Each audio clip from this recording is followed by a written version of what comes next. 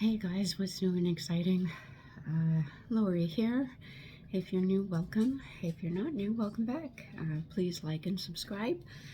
I just wanted to give you an update. I talked in my last video about our monthly income and how we are going into a big fight. So I had made an appointment on Tuesday to meet with our MP's, one of the staff at our MPP's office, and unfortunately he got sick. So we had to reschedule that. That's going to come next Tuesday.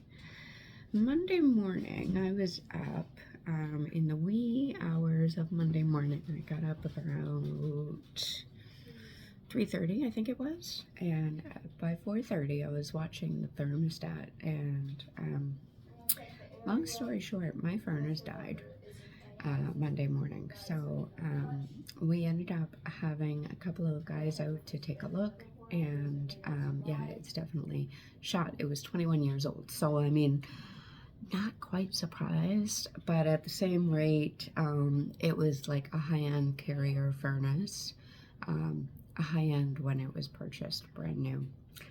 So it did last 21 years, so I'm very grateful for that, but it was time for a new furnace. That one decided it was time to retire, and it did so. Wednesday we had a new furnace installed, so it has been a very long week. I apologize if you can hear my kids in the background. They are playing Minecraft. So Saturday afternoon today, Lincoln went to training with Bruno this morning. It was his first time at training with Bruno. He had orientation last Saturday, and that was a lot of fun. But today we all brought the dogs, and it was our first training session with the dogs. So Bruno did extremely well. Lincoln did extremely well. I was proud of both of them. And it seems like they're already making friends, and that's fantastic. And Bruno is catching on really quick. Lincoln is catching on really quick. So yeah, it was a fantastic day of training. Going back to the furnace, we did get the new furnace installed on Wednesday. It is a Lennox. It's a good furnace, and we'll actually also have brand new AC installed once the snow disappears, because we're still buried. So yeah, it was a very long week. It was cold, very cold. And I'm glad that, you know, our old furnace kind of held out as best as it possibly could, considering until Wednesday morning when we officially retired it. So it was cold, but we made it through. And yeah, I'm just so grateful that now I did have to go into a rental, and that kind of sucks, but it is what it is. I don't know a lot of people who tend to have, you know, 15 grand laying around. I don't, so it puts a little bit of a financial strain on us, and I guess I have to figure that out.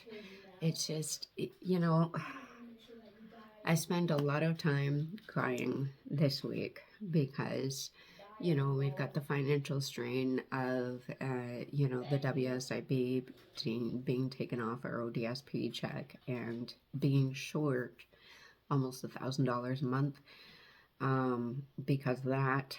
And, you know, mortgage has gone up, car insurance goes up, house insurance has gone up. I need a new roof. That's the next thing that I have. That's the thing that I've been focusing on recently, is I need a new roof. So we're trying really hard to save for that. We did replace half the roof last year, but we need the rest of it to be replaced soon.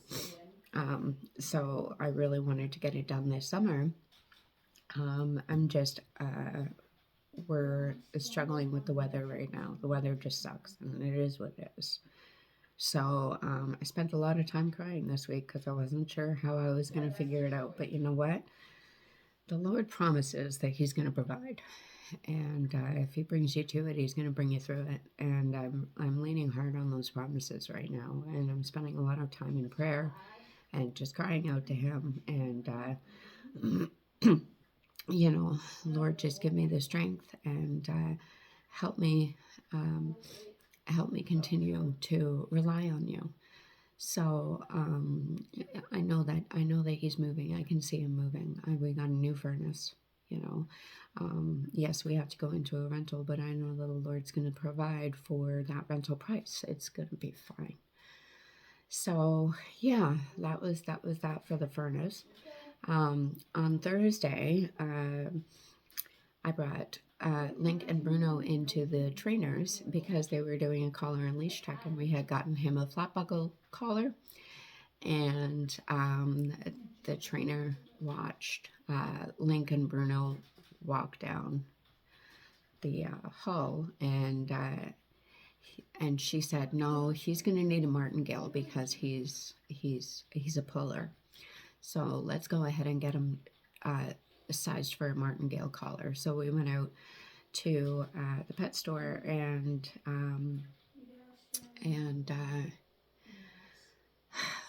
his neck measures 9 3/4.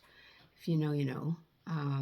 And unfortunately, they didn't have anything smaller than 11 to 16. So that was the smallest martingale that they had.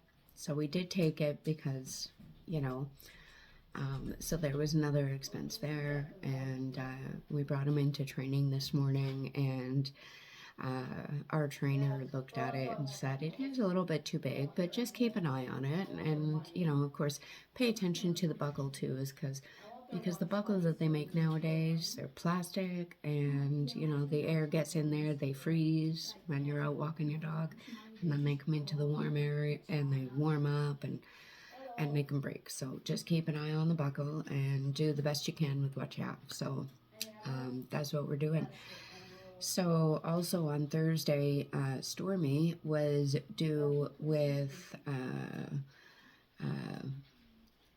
some kids, and she didn't have any babies. Yesterday morning I checked, she didn't have any babies. This morning, no babies. So I don't know. This one's a hard one because we've been raising Stormy for almost a year, and you know, you fall in love with your animals, and you know, if they're not producing, that makes it hard, especially when you love them. And I'm trying to be a good homesteader, and I'm trying to keep remembering why we're doing this. They're not exactly pets, even though we need to love them as if they are, because they deserve that. So it's difficult. I don't know what I'm going to do yet, but I know that she's capable of having bunnies because she has. I just don't know why she has not had any bunnies yet. So I'm kind of holding out hope that this weekend, you know, my math should not be off because I've written it down.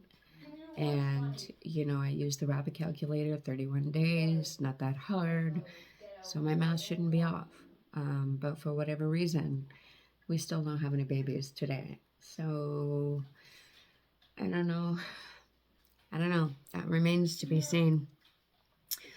Also, on yesterday morning, I was out at, I had to go back to the hospital because I had a follow-up, 6-month follow-up ultrasound. I have, if you're unaware, I have a cyst in my left breast, and we found that almost a year ago, and it is a 1 centimeter cyst, and they're not quite sure exactly what it is. So right now we are just keeping an eye on it to make sure it doesn't grow. I did have that ultrasound done yesterday morning. I do not have the results yet. I'm praying that it did not grow. If it did, then yeah, we're gonna biopsy would be the next step. I'm praying it's benign. But if it's not, as far as I'm concerned, they can just take them both because I don't need them. They can go. Please. I don't need them. So that's my plan for that. Hopefully it's benign. If it is not, then I'm just gonna ask them to take them both because I don't need them. Yeah, so I think about Mike's mom a lot. She had breast cancer twice, and the first time she beat it. The second time she had them removed, and yet she still lost her life. She still lost her battle. So I think about that a lot, and I feel like I'm 45 years old. I'm not going to be utilizing these for nurslings anymore. So just get rid of them. I had a hysterectomy in 2018, and I remember them asking me, "Why don't we just take your cervix?" At the same time, I'm like, sure, why not? I don't need it. I'm not going to be birthing anymore, so I don't need that. I'm not going to be menstruating anymore, so I don't need that. Just take the hysterectomy, take my tubes, leave my ovaries, take my cervix. Don't need any of those, so why keep them? I don't know. I'm not attached to them. If I don't need them to function, then I don't get too sad about it. Yeah, and the same thing with my breasts. If I end up having a cyst that's cancerous, then just take my breasts, and that's okay. So the rest of the day today, I'm going to make some dinner rolls this afternoon. I have a recipe for 1 hour dinner rolls, and they are so good, and Lincoln loves them so much. I can't keep them in stock because he loves them so much. So I'm going to be making those, and they are for tomorrow for our life group. We are going to go over to our friend's house, and we're going to do life group with them. And yeah, so we're going to have chili, and I'm going to bring the dinner rolls, and they're so good. Tonight is family movie night. Still no idea what we're going to watch this evening, but we usually sit down around 6 o'clock and decide what movie we're going to watch tonight. So, but that's the update. So next week is payday. We have 3 paychecks coming in next week. One of those is the WSIB check, and then we get Canada Disability Benefit, and we get the baby bonus as well, or the child tax credit. So there's my boys' hour on their computer. Yeah, so next week I'm going to be doing a lot of budgeting and a lot of bill paying. I've started to write out my budget and making some early plans. The van payment and the insurance both are due next week on the 20th. So, and then also Mike and Luke are scheduled to go to a Man Up conference for March 6th and 7th. And I'm trying to scrape together some money for that. It is, the conference itself is free. It's with our church. And the conference itself is free, but the hotel is the costly part. And because it is overnight, they have to stay in a hotel. And yeah, I'm just trying to scrape up the money for that as well next week. I think it's going to be a great experience for both the boys, and it'll be something nice that they get to do together. And Lincoln was going to go, but he has training with Bruno on Saturday, and it is Friday and Saturday, so he's not going to be able to go this time, but next time I'm sure he's going to be able to go, and it's going to be a wonderful experience, I know. So I've heard from so many men at church who have gone before, and they love it. They're bringing their kids as well, their boys, so it's going to be a great experience, and I know the boys are looking forward to it. Mike has been like, no, we can't afford it, we can't afford it. I'm trying to scrape together that they can go. I think it's going to be very beneficial for both of them. Very important. Come on, boys, that's your time. So, yeah. So that's about my update for now.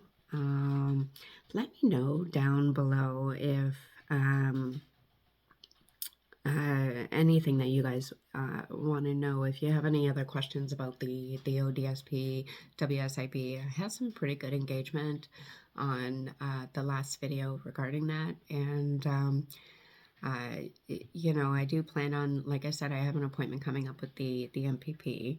And I plan on asking a lot of questions. And I really want to know why, you know, you can make certain employment, but you know, you can make $1,000 a month being on ODSP, but the person who is physically disabled and unable to work and in chronic pain, he cannot physically work. It's not safe for him to do so, and yet he is docked, and he doesn't even get $1,000 a month. So that's really my big question there. It's not right. It's not okay. Oh, another thing that I wanted to update you guys on. Mike, I need to grab the paperwork. Every single week, Mike gets injections in his back. And he was talking with, in March, he is going to see an orthopedic surgeon about having his sciatica cut. But every week, he goes to see his doctor. And he gets spinal injections every week from his neck all the way down to his bottom. And he talked to him last week about having the nerves burnt in his spine, the nerves in his spine. So he's going to be going for a medial branch block, or an MBB, and that. It says the doctor can inject anesthetic near the medial branch nerves, which carry pain signals from the facet joints to the brain. If the injection provides relief, it may be followed by a procedure like radiofrequency ablation, RFA, to provide long-term pain relief. And then radiofrequency ablation, RFA, the doctor places a specialized needle that delivers heat to a nerve, burning it to stop pain signals and providing lasting relief. RFA can be helpful for facet joint pain, pain from degenerative disc disease, and chronic neck, back, and knee pain that aren't responding to other treatments. Your doctor will monitor your pain level during the procedure. So he's got this booked. He's going to get this done. He's going to give it a try, and he's doing it April 1st and April 22nd. So if you've had this done, or if you know somebody who has had it done, I would really like to hear your comments down below on how it went, what your or their experience was, and anything we might need to be aware of. That would be appreciated too. Let me know. I'm going to get going and get these guys busy, and we will talk to you in the next one. Thanks so much. Love you. Bye-bye.